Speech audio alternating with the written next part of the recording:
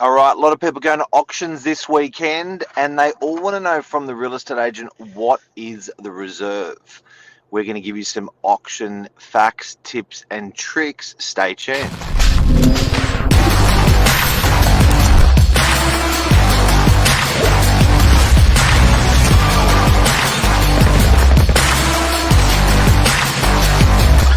I'm the ringleader, so listen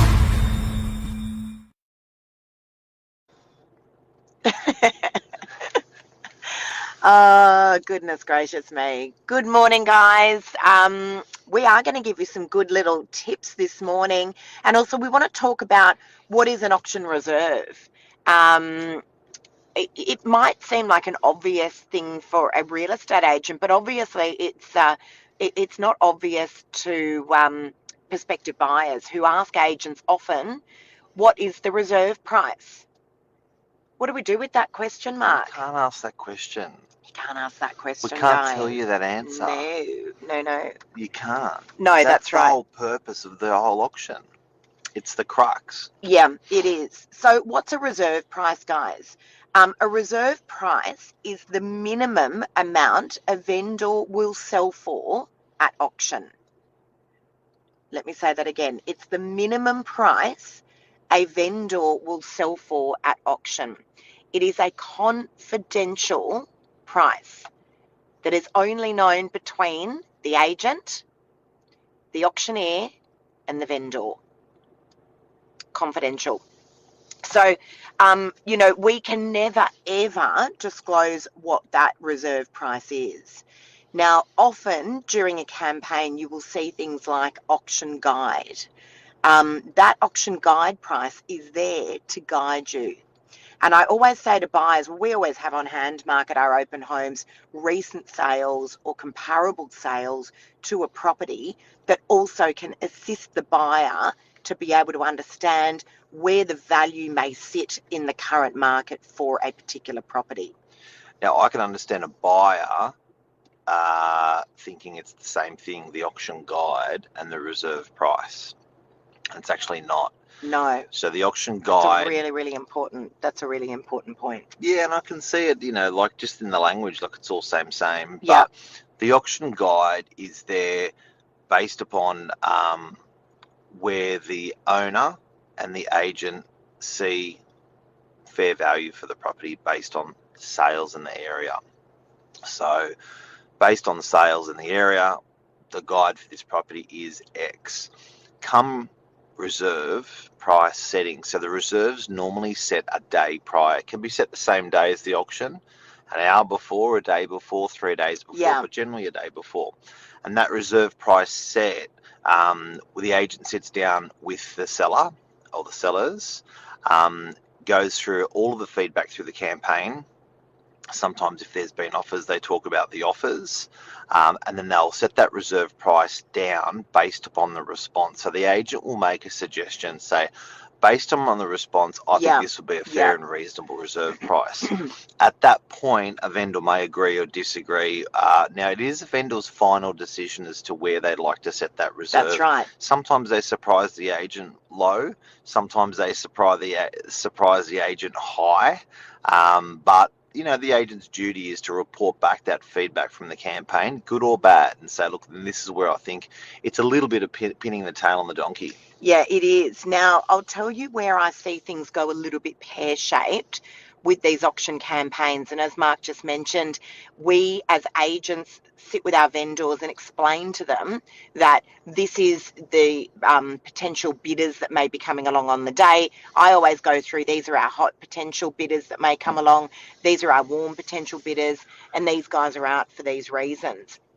And then we'll discuss pricing. Where does the market see value in the property, and what has the feedback been throughout the campaign? And there's a whole lot of things that we look at. We also look at data. So I will pull all sorts of reports and go through all of those with my vendors as well, because that also paints a picture. Now, where I see things go a little bit pear-shaped is when a vendor thinks it could be a good idea to set the reserve nice and high in the hope that they're going to get more money on the auction floor on the day. I actually had a situation like this a few weeks ago at an auction.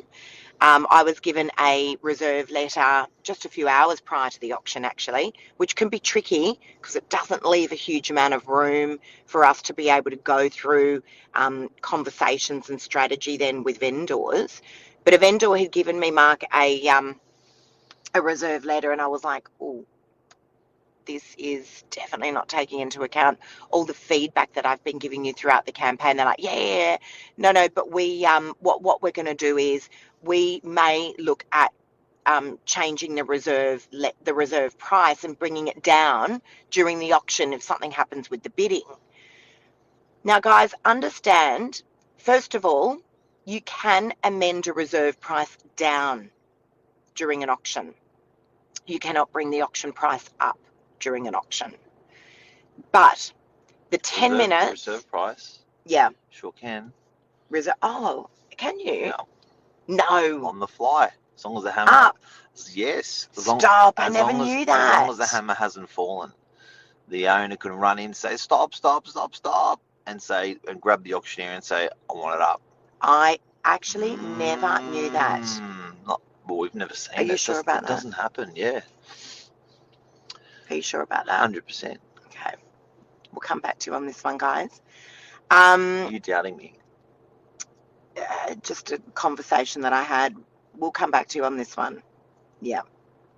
So, but understand, guys, every time we have to go and get instructions during an auction, you know, when the auctioneer says we're just going to get some vendor instructions, every time the agent needs to go away and get instructions from their vendor, the auction dies just a little bit. The momentum dies just a little bit. And what happened was we had 4 bidders at this particular auction, and we ended up losing 2 of them because we lost the momentum on the auction floor. It's open heart surgery. Yeah, it ended up having an adverse effect on the auction. I've seen that happen, Mark, many a time. It's like having open heart surgery. It is critical timing. It is a critical moment. And it's beep. It literally is. You want to be on it all the time, and you don't want to, any preparation you can put in before that auction, you put in before the auction, so it's a successful operation. Absolutely. So I always say to my vendors, please let me know what is the minimum amount that you will sell for on the day. You set that reserve wherever you like based on everything that I've given to you, but I also want you to let me know what's the minimum price you would sell for on the day. And I've just had a discussion. Exactly. We've got quite a number of auctions happening tomorrow. So if you just tuned in, we're talking about the reserve price being given out to buyers, and that question that buyers always ask is, what's the reserve? So if you're buyers out there and you're watching, probably a better question, instead of saying what's the reserve, and these are people that are probably in the couple days lead up, they're interested, they're keen, they want to know how's it going. What are the good questions a buyer can ask instead of saying what is the reserve? Because we're not going to tell them the reserve. What is the other feedback that has been coming in on the property in terms of where do the other buyers see value in this property? That's a great one, because at the end of the day, guys, understand, and I always say this to my clients, the market dictates. The buyers are the judges. You know, we're here to orchestrate the deal for a vendor and to ensure that we are getting the highest possible price for a property. But asking, where do the other buyers see value? What have the other buyers been saying about the property? And another question, which is a real curly one. Yep. A buyer will ask is, how many people do you have on the day getting registered? They do. Now, with registrations as well. The buyer's going to come up to, hey, Lisa, say it's Thursday, Friday, auction Saturday. Hey, Lisa, do you have many people registered for the auction? What would be your response? I'm not at liberty to disclose. I don't think that's acting in the best interest of my vendor. I don't disclose that. A lot of the time we don't even know because the registrations are on the day. Correct. So another one is only people that register like 1 or 2 days prior would maybe be offshore because they're doing sort of, the paperwork to make sure the paperwork's right for whoever's bidding on their behalf. Or if someone's bidding on their behalf. So that's, it's not really a guide, but that day is when people roll in and, Mr. Big comes with a cash. Contract amendments. How many contract amendments have been made? Guys, asking how many contracts have gone out in this day and age is not really a good indication as to how many bidders are going to come along on the day. Bit useless. Excuse me. And understand, as I said, in this day and age, we just literally, it's the click of a button and we send a contract out to people. We used to have to print out hard copies and we'd have to, go and quickly deliver them around. That was a much better indication. Yep. But these days I find sometimes buyers don't even know why they're asking for a contract of sale. Yeah. Would you agree? Yeah. It's somewhat of an indication. The contract's 200 pages. A lot of them are standardised pages, and a buyer generally doesn't know the difference between one page to the next. Yeah. And if they do want to find out exactly what it all means, they send it to a lawyer. A lawyer may charge them a couple of $100. So I think the big thing that, as a buyer, what are the other quick, clever questions that someone can ask in the days prior? So what we're suggesting is the question of what's the reserve when a buyer's asking. Have many people replace it with the question of have many people asked for an extended settlement? So these can be somewhat, I guess, trick questions. Because, an agent could turn around and say, yeah, no, we've had quite a few people ask, and then you're going to know that there's quite a few people that are going to be coming along to that particular auction. In terms of deposits as well, this is another one that comes up a lot. So a standard deposit on the day, if you are the successful purchaser at an auction, ordinarily is 10%. You can, however, request, these days we see lots and lots of 5% deposits. In fact, we probably see about 95% of 5% deposits as opposed to 10%. Yep. However, you can request any deposit you like, and if the vendor agrees, then that will be acceptable on the day. But you must have had those requested amendments put through your solicitor in preparation for the auction day. So don't just assume, guys, that you can come along with your $100,000 deposit on the day. If it hasn't been approved, you're going to find yourself in a world of pain. So that is the reserve price letter chat. Friday frenzy. We do also talk about your week, my week, what happened. It's a bit of a looser session. How's your week been? Yeah, you sound a little bit flat. Are you tired or something? Nasally. Yeah, little bit flat this morning, Mark. Really? Yeah, we went out last night for didn't we? We went out for dinner. So what's been happening this week? Okay, a little bit more stock coming on. Appraisals actually have slowed down. I mean, my appraisal month is about 80 appraisals a month. They've been a little bit slower, I've found, which is interesting. That's a lot of appraisals. I do a lot of appraisals. World. And some really good stock that launched. Number 8 Farnell Street in Curl. You guys would have seen this magnificent property all over my social media. That launched this week. That's one of the Northern Beaches best properties. We had a very busy open home there on Wednesday. We are going to be holding another open home this coming Saturday. I do just want to talk about that property for a moment, actually, Mark. 8 Farnell Street in Curl with the dual street access at 74 Carrington Parade in Curl. Very unique, very, very tightly held stock. And it's really hard to get properties right along that beachfront there in Curl. And then in addition to that, you've also got this phenomenal dual street access. You've got these incredible views from every single level of this home that is completely kitted out. And make no mistake, people are still spending money on these premium homes, which always They certainly are. It seems like I find, I think people have got to remember when they're trying to analyse property in this market, it's not about the actual area or like the suburb. It's not about the property. It's about the type of person that owns that property as to how they're going to respond with their money in a tighter interest rate period market with rates going up. So Yeah. where I'm going with this is if you're trying to work out what a segment of your property market's doing, work out the type of people that own those properties. If they're long-term people, if they're generally well insulated. If they're short-term financially people, it could be a bit stuffed. So there are belts in Sydney where people are living from week to Yeah. week. Those types of people, I think you'll see those properties suffer. And there are belts in Sydney where people are living from 5 years to 5 years. They're much longer term thinkers, better strategy wise. And I think you see those markets actually the same or doing better. Yeah. So a lot of parts of Sydney, there's been some huge sale and everyone's like going, I don't get it. I just don't get It's it. so true. You know, there are so many micro markets at the moment, and often, you know, we'll see Tom Panos who will report on, you know, a lot of stock coming on in certain areas, and then we'll be looking at an area that we're in on the Northern Beaches, just going, I don't understand. There's just not a lot of stock where our stock levels are so low, and it's exactly what Mark was saying. You know, different people, different areas, different mindsets. Yeah. Long-term thinkers, short-term thinkers. There's a whole lot that goes into that equation. You look at an area like the eastern suburbs.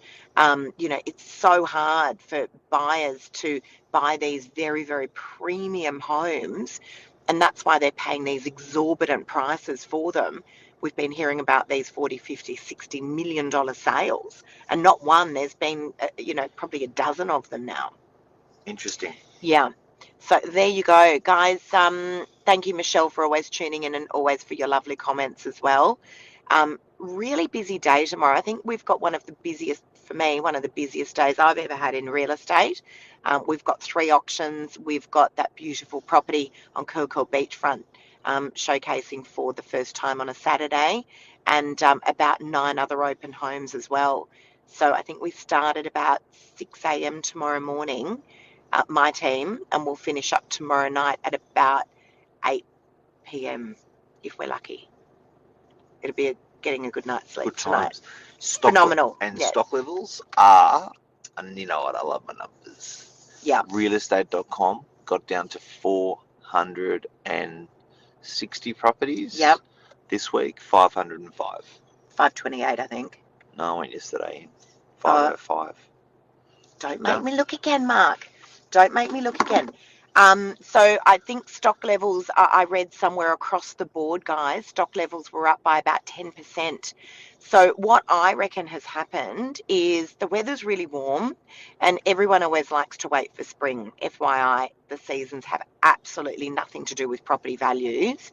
That's a conversation for another segment. Just going to do this because Lisa's going to apologise. What does that number say, Can't Lise? see. We can't see. Can't see. Can't see. Just read it out. Oh, but you screenshot it. Sorry, is that a screenshot? Yeah. Just hang on a sec, guys. Mark, keep talking just while I have a screenshot look. it yesterday at 8:33 in the morning, and it was 500 Okay. and 4 properties. So Just it's bear pretty with me. interesting, the market.